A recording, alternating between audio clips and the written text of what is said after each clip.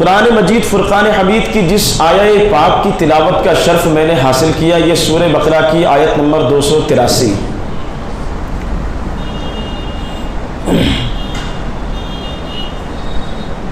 اور اسی پر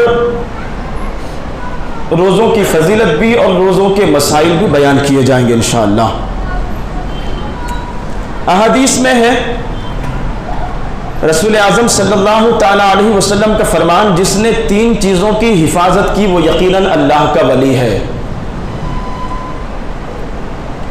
اور جو ان 3 چیزوں کو ضائع کر دیتا ہے یقین جانو وہ اللہ کا دشمن ہے۔ کون سی ہے وہ 3 چیزیں جن کی حفاظت کرنے پر رسول پاک نے فرمایا کہ وہ شخص اللہ کا ولی ہے؟ پہلی نماز، دوسری چیز روزہ، جن کی پابندی انسان کو اللہ کا ولی بنا دیتی ہے،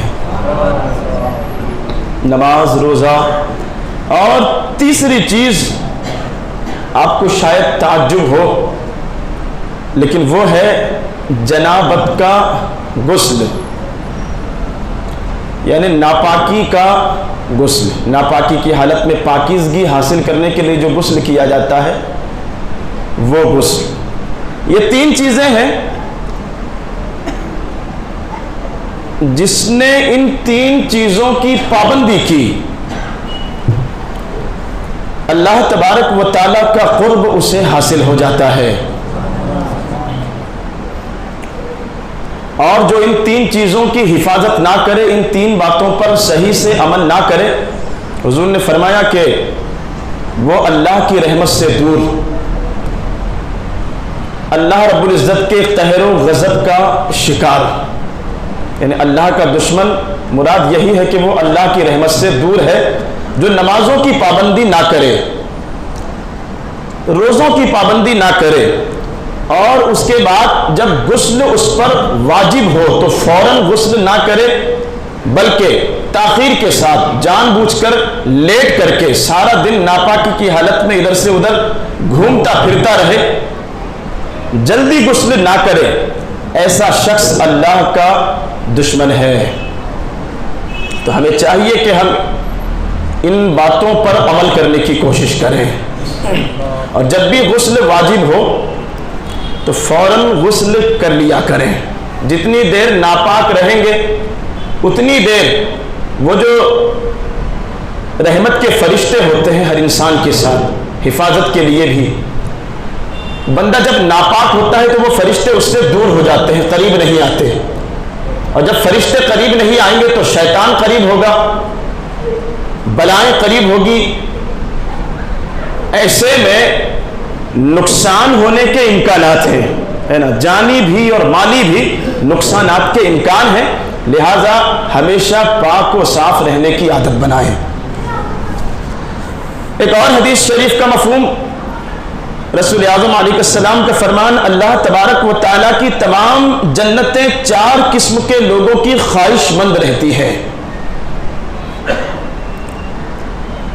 تمام جنتیں یعنی 8 جنتیں 4 طرح کے لوگوں کی خواہش مند مشتاق رہتی ہے۔ مطلب یہ ہے کہ جنت بھی ان 4 قسم کے لوگوں کی چاہت کرتی ہے کہ انہیں جو ہے جنت میں ڈالا جائے۔ وہ کون کون ہے وہ لوگ؟ پہلا شخص رمضان کے روزے رکھنے والا، جن 4 کیٹیگری کے لوگوں کی جنت خواہش مند ہوتی ہے ان میں سے پہلے کیٹیگری کے لوگ ماہ رمضان کے روزے رکھنے والے ہیں۔ دوسرے قرآن عظیم فرقان حمید کی تلاوت کرنے والے ہیں، قرآن پاک کی تلاوت کو اپنی عادت بنائیں، اپنا مشغلہ بنائیں۔ تیسرے لوگ زبان کی حفاظت کرنے والے، یعنی جو تیسرا گروہ ہے وہ ہے زبان کی حفاظت کرنے والا۔ اور چوتھا گروہ بھوکے پڑوسیوں کو کھانا کھلانے والا، بھوکے پڑوسیوں کو کھانا کھلانے والے۔ تو رمضان کے روزے رکھنے والوں کی جنت خواہش کرتی ہے، قرآن پاک کی تلاوت کرنے والوں کی جنت خواہش کرتی ہے، زبان کی حفاظت کرنے والوں کی جنت خواہش کرتی ہے، اور بھوکے پڑوسیوں کو جو کھانا کھلاتے ہیں، ہمسایوں کو جو کھانا کھلاتے ہیں، جنتیں ان کی خواہش مند ہوتی ہے۔ تو ہمیں چاہیے کہ ان اچھی باتوں کی عادت ڈالیں، عادی ہو جائیں ان چیزوں کے، اللہ تبارک و تعالیٰ کرم فرما کر جنت عطا فرما دے گا۔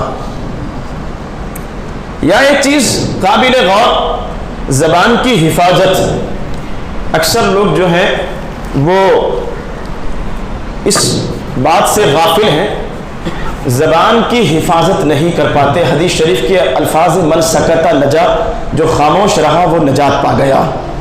غیر ضروری باتوں سے اپنی زبان کو بچائیں، اس لیے کہ حدیث شریف کا مفہوم ہے بہت سارے لوگ قیامت کے دن صرف اس زبان کی غلطیوں کی وجہ سے جہنم میں ڈال دیے جائیں گے۔ جب صبح ہوتی ہے نا، بندہ جب نیند سے جاگتا ہے، صبح ہوتی ہے، تو جسم کے تمام اعضاء، انسان کے جسم کے تمام اعضاء، تمام پارٹ، وہ زبان سے گزارش کرتے ہیں کہ خدا کے لیے کوئی غلط بات نہ کرنا، تو اگر سیدھی رہی تو ہم بھی محفوظ رہیں گے، اور تو نے اگر کوئی گڑبڑ کی تو تیری وجہ سے پھر ہم بھی جو ہے مصیبت میں گرفتار ہوں گے۔ لقمان حکیم سے ان کے مالک نے کہا کہ جاؤ بازار جاؤ، اور جو سب سے اچھی، جو بکرے یا بکری کے جسم میں جو سب سے اچھی چیز ہو وہ خرید کر لے کر آؤ پکانے کے لیے۔ وہ پہنچے مارکیٹ میں، زبان خرید لائے، تو دوسرے دن بھیجا کہ جاؤ اب جو سب سے بری جو چیز ہونا وہ لے کر آؤ۔ اب جو دوسرے دن گئے تو پھر بھی زبان لے کر آ گئے۔ تو مالک نے پوچھا کہ یہ کیسے ممکن ہے، ایک ہی چیز جو ہے اچھی بھی ہو اور بری بھی ہو؟ تو کہا کہ اگر اس کا اچھا استعمال کیا جائے تو اس سے بہتر کچھ نہیں۔ صحیح اگر استعمال ہو، اللہ کا ذکر ہو، قرآن کی تلاوت ہو، درود پاک کی کثرت ہو، زبان سے لوگوں کو نیکیوں کی دعوت ہو، لوگوں کو برائی سے روکنے کی جد و جہد ہو، تو پھر اس سے بہتر کچھ نہیں۔ اور اگر برائی پر یہ آمادہ ہو جائے تو اس زبان سے بری پھر پورے انسانی اعضاء میں کوئی چیز نہیں ہے۔ اور چوتھی جو چیز ہے وہ ہے بھوکے لوگوں کو کھانا کھلانا۔ فرمان رسالت ہے وہ شخص ہم میں سے نہیں جس کا پڑوسی بھوکا ہو اور وہ خود جو ہے شکم سیر ہو کر کھا لے۔ ہم میں سے نہیں جس کے پڑوسی بھوکے ہوں اور وہ خود شکم سیر ہو کر کھا لے، لہذا پڑوسیوں کا خیال رکھنا چاہیے۔ رسول پاک کا فرمان، اللہ تعالیٰ اپنے اس بندے کے تمام گناہ بخش دیتا ہے جو روزہ دار کو روزہ افطار کراتا ہے۔ بولیے، اگرچہ وہ گناہ اس نے پاؤں سے چل کر کیے ہوں، برائی کی طرف گیا ہو، یا ہاتھوں سے کیے ہوں، یا آنکھوں سے کیے ہوں، یا کانوں سے کیے ہوں، یا زبان سے کیے ہوں، یا اس کے دل سے وہ گناہ صادر ہوئے ہوں، روزہ دار کو افطار کرانے پر اللہ تبارک و تعالی بہت سارے گناہوں کو بخش دیتا ہے۔ قیامت کے دن جب لوگوں کو قبروں سے اٹھنے کا حکم ہوگا، قبروں سے نکلنے کا جب حکم ہوگا تو اللہ تعالیٰ فرشتوں سے فرمائے گا کہ اے فرشتوں، میرے وہ بندے جو دنیا میں روزے رکھتے تھے ان کے آگے چلو، کیونکہ وہ میری خاطر بھوکے پیاسے رہے، اور اب جنت میں تم ان کی میزبانی کرو، تم ان کے میزبان بنو۔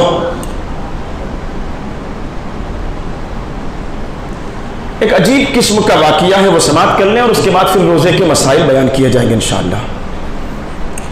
حضور علیہ السلام نے ارشاد فرمایا کہ میں نے شب معراج سدرۃ المنتہا پر ایک فرشتہ دیکھا۔ سدرۃ المنتہا 7 آسمانوں کے اوپر ایک جگہ ہے، اور وہ سدرہ جو ہے نا بیری کا درخت ہے، اور وہی حضرت جبرائیل علیہ السلام کی حد بھی ہے، وہ وہاں تک جاتے ہیں، اس کے آگے جانے کی اجازت نہیں ہے۔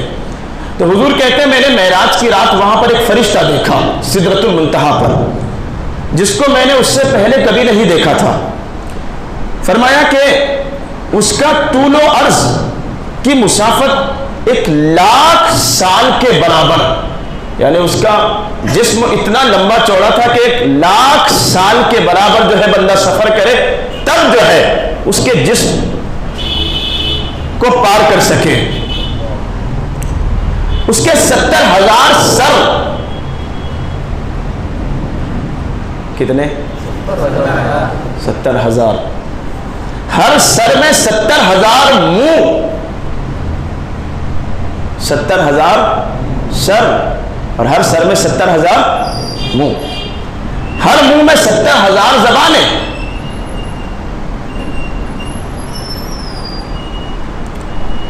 اور ہر سر پر 70,000 جو ہے اس کی چوٹیاں تھیں، ہر چوٹی کے بال پر 1,00,000 جو ہے موتی لٹکے ہوئے،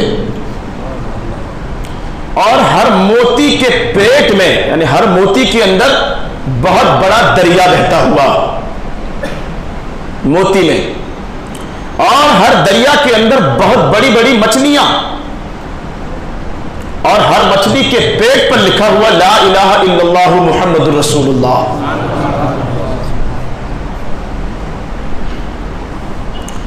اور اس فرشتے نے اپنا سر اپنے ایک ہاتھ پر رکھا ہوا، دوسرا ہاتھ جو ہے اس کا پیٹھ پر، اور وہ جنت میں جب اللہ تعالیٰ کی تسبیح پڑھتا ہے تو اس کی آواز سے عرش الہی لرزنے لگتا ہے، یعنی 70,000 سر، ہر سر میں 70,000 منہ، ہر منہ میں 70,000 زبانیں، اور اتنی ساری زبانوں سے جب وہ اللہ کی حمد بیان کرتا ہے، اللہ کی تسبیح بیان کرتا ہے، تو اس کے حمد کرنے سے، اس کے تسبیح بیان کرنے سے عرش اعظم جو ہے اللہ کا وہ خوشی کے مارے جھومنے لگتا۔ حضور کہتے ہیں میں نے جبرائیل سے اس کے بارے میں پوچھا کہ یہ فرشتہ کون ہے؟ تو جبرائیل کہتے ہیں یا رسول اللہ صلی اللہ تعالی علیہ وسلم، یہ وہ فرشتہ ہے جسے اللہ تعالیٰ نے حضرت آدم علیہ السلام کی پیدائش سے 2000 سال پہلے پیدا کیا۔ کتنے سال پہلے؟ 2000 سال پہلے حضرت آدم علیہ السلام کی پیدائش سے، اور پھر اللہ تبارک و تعالیٰ نے اس کے لیے جنت میں ایک خاص جگہ بنائی، جو اس کی لمبائی چوڑائی ہے نا، اس کی جو جسامت ہے، اس کا طول و عرض ہے، اس کے لیے اللہ تبارک و تعالیٰ نے ایک خاص جگہ بنائی، یہ اسی میں رہتا ہے، اور اللہ تبارک و تعالیٰ نے اسے حکم دیا ہے کہ یہ آپ کی امت کے ہر اس شخص کے لیے مغفرت کی دعا کرے جو رمضان کے روزے رکھتا ہے۔ اور زور سے اللہ کا حکم ہے کہ یہ آپ کی امت کے ہر اس شخص کے لیے مغفرت کی دعا کرے جو ماہ رمضان کے روزے رکھتا ہے۔ سبحان اللہ۔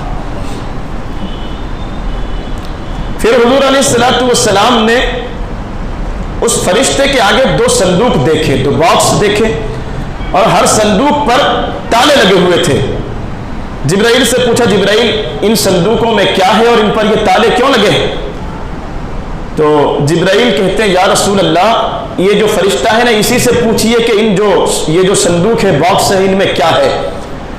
تو حضور کے پوچھنے پر اس فرشتے نے کہا کہ یا رسول اللہ یہ جو باکس ہے نا ان کے اندر آپ کی امت کے روزہ رکھنے والے لوگوں کی جہنم سے آزادی کے پروانے ہیں۔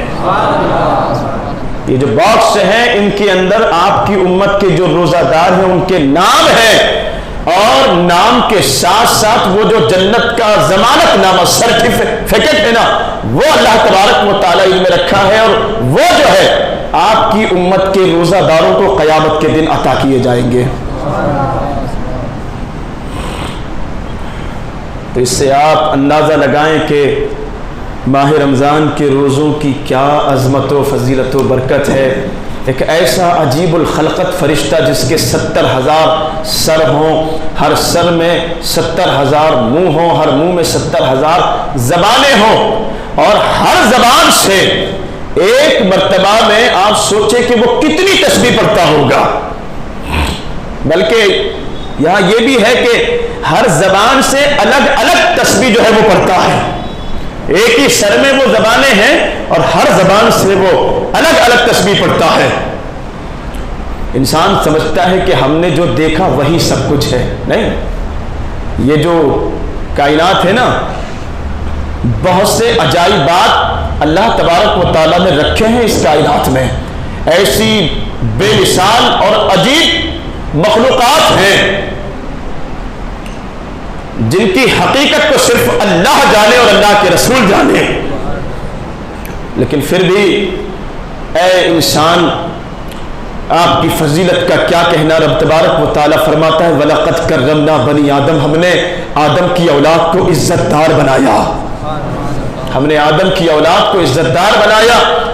اے آدم کی اولاد، آپ کی عظمت کا کیا کہنا۔ رب فرماتا ہے کنتم خیر امت اخرجت للناس، حضور کی امت ہونے کے صدقے رب فرما رہا ہے تمام نبیوں کی امتوں میں تم سب سے افضل ہو، تمام نبیوں کی امت میں تم سب سے بہترین ہو، تمام نبیوں کی امت میں تم سب سے اچھے ہو۔ یہ اللہ کا کرم، بالائے کرم، اور یہ سب مصطفیٰ کریم کے صدقے میں۔ لہذا جب اللہ نے اتنی نوازشیں کی ہیں، اتنے احسان کیے ہیں، رب کا قرآن تمہیں اچھا کہہ رہا، تو کچھ ذمہ داریاں ہماری بھی بنتی ہے نا، کچھ ذمہ داریاں ہماری بھی بنتی ہے۔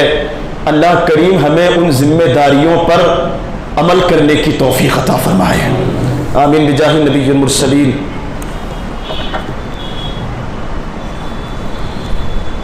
روزے کے کچھ ضروری مسائل۔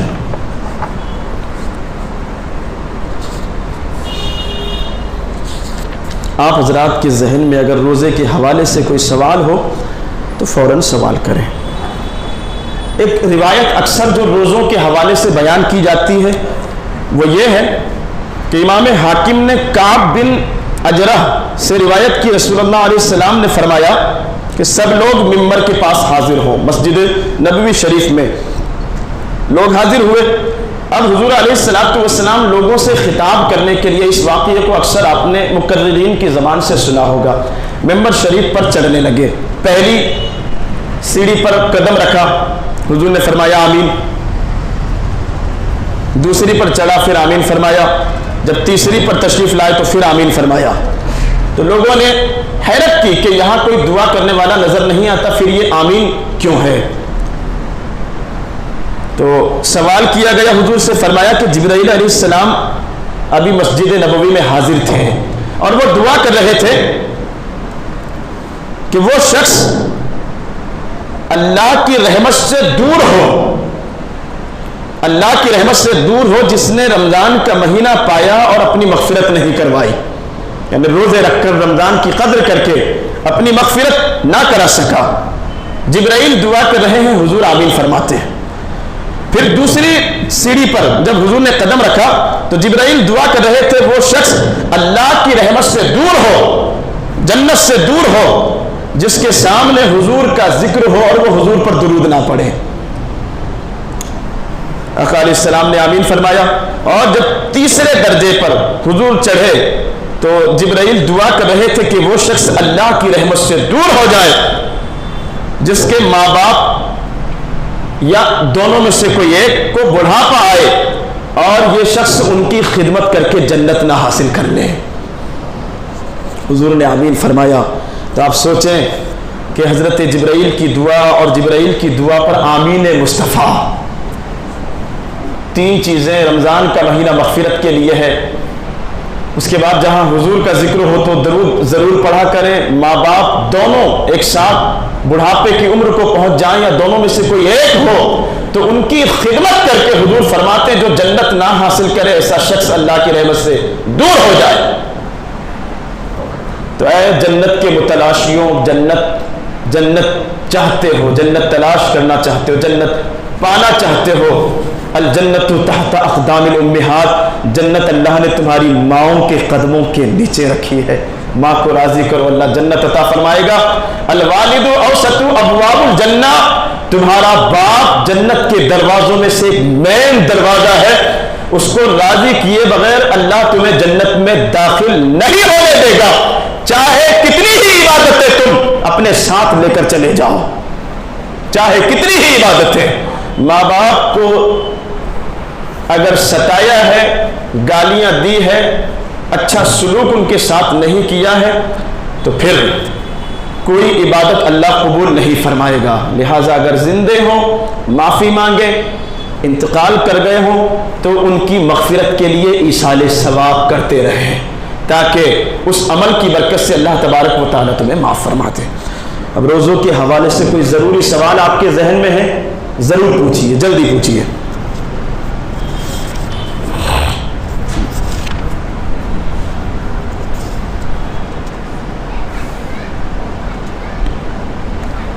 کل کسی بھائی نے سوال کیا تھا آنکھ، ناک، کان میں دوائی ڈالنے کے حوالے سے،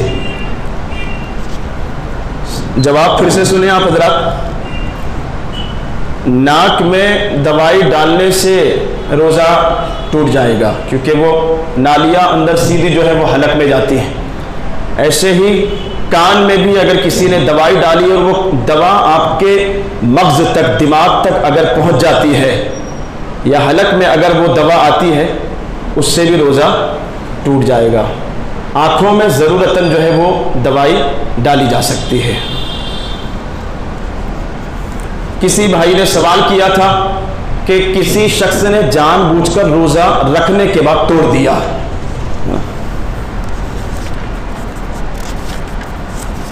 جان بوجھ کر کسی شخص نے روزہ توڑ دیا، معلوم ہے کہ روزے سے ہوں، اس کے بعد بھی کوئی ایسا عمل جس سے روزہ ٹوٹ جاتا ہے، بیوی کے ساتھ ہم بستری وغیرہ،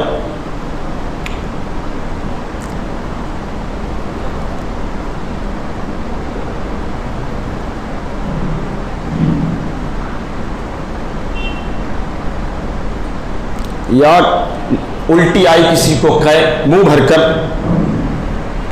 اور پتہ ہے کہ روزہ ہے، پھر اس کو واپس اندر لے لیا، نگل لیا، تو ایسی صورت میں قضا کے ساتھ کفارہ بھی لازم ہے۔ تفصیل ہے، بہت ساری مسئلے مسائل ہیں، میں چاہتا ہوں کہ آپ کی ضرورت کی بات جو ہے آپ کو بتائی جائے۔ ایسی صورت میں پتہ ہے کہ روزے سے ہے، پھر ایسا عمل کیا تو قضا ایک روزے کے بدلے ایک روزہ، اور قضا کے ساتھ ساتھ کفارہ، مطلب پے در پہ 60 روزے، ایک روزے کے توڑنے کے بدلے۔ یہ نہیں کر سکتے تو کسی غلام یا باندی کو آزاد کرانا، یہ آج کے دور میں نہیں ہوتا، یا 2 بھوکوں کو، 2 مسکینوں کو، 2 مساکین کو، 60 مساکین کو دونوں وقت کھانا کھلانا، 60 بھوکوں کو ایک روزہ توڑنے کے بدلے دونوں وقت کا کھانا کھلانا، یہ قضا بھی اور کفارہ بھی۔ سوال تھا کہ اگر کسی شخص کے پاس طاقت نہیں ہے کہ وہ 60 روزے رکھ سکے تو وہ کیا کرے گا؟ اب 60 روزے اگر نہیں رکھ سکتے تو دونوں وقت کا 60 بھوکے لوگوں کو کھانا کھلائیں، یہ بھی نہیں کر سکتے، خود ہی مفلس و کنگال ہیں، تو وہ روزے اگر گرمی کے دنوں میں نہیں رکھ سکتے، ابھی بیمار ہیں، ابھی مجبوری ہے، ابھی نہیں رکھ سکتے تو بعد میں رکھنا پڑے، لگاتار اگر نہیں رکھ سکتے تو ایک رکھ لیا، ایک چھوڑ دیا، اس طریقے سے رکھنا پڑیں گے۔ پھر بھی اگر نہیں رکھ سکتے تو پراپرٹی میں، جائیداد میں، آپ کے اگر اتنی دولت ہے آپ کے پاس تو پھر یا تو جیتے جی جو ہے وہ قضا اور کفارہ کرنا پڑے گا، نہیں کر پائے اگر تو وصیت کر کے جائیں اپنے گھر والوں کو کہ وہ یا تو 60 لوگوں کو دونوں وقت کا کھانا کھلا دیں، یا پھر وہ صدقہ فطر جو ادا کیا جاتا ہے وہ اس طریقے سے ان لوگوں کو ادا کریں۔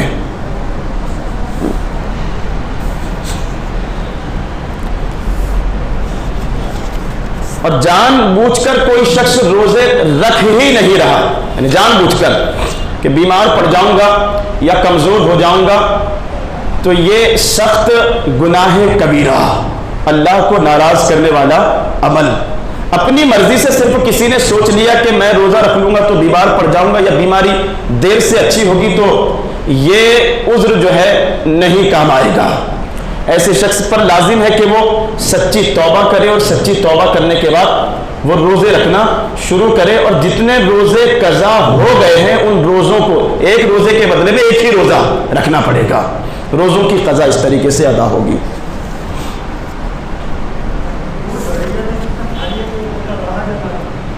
جی، بھول کر اگر کسی شخص نے کھا لیا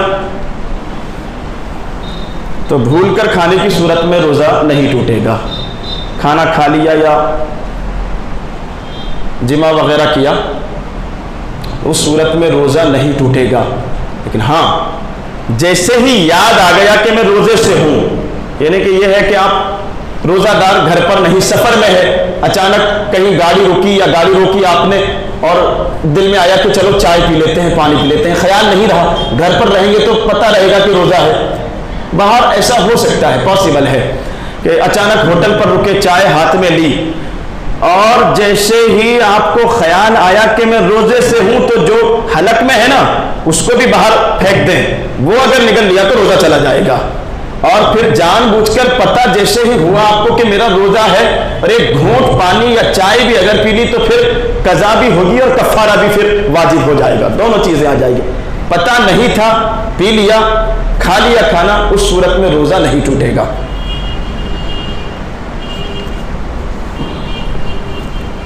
اور کل انشاءاللہ عز و جل جمعہ کے خطاب میں ایک مرتبہ پھر زکوٰۃ کے ٹاپک پر تفصیلی گفتگو ہوگی۔ آپ حضرات سے گزارش ہے جمعہ میں جلدی شرکت کرنے کی کوشش کریں گے۔ اللہ سبحانہ کریم ہمیں ماہ رمضان کے پورے روزے رکھنے اور پوری نماز تراویح ادا کرنے کی ہمت و طاقت و توفیق عطا فرمائے۔ آدھا قرآن ختم ہو چکا ہے، آدھا ہی قرآن جو ہے ہمارا باقی ہے۔ آج 16واں پارہ رہے گا انشاءاللہ۔